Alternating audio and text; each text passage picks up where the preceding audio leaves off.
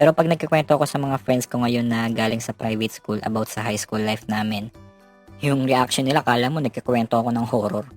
Dito mo makikita yung mga classmate mong nagpapalitan lang ng jowa, mga teacher na jumojowa ng estudyante, bugbugan sa labas, saksakan ng ballpen, mga estudyanteng babae na nagyayaya makipag-sparring, teacher mong nangihingi ng Jollibee tuwing clearance, o kaya floor wax, basahan, yung basahan na bilog, Manila paper, bunot. Speaking of bunot, naalala ko nag-donate ako ng bunot sa classroom namin nung second year. Tapos, few weeks later pag uwi ko sa bahay, yung bunot, nasa bag ko na.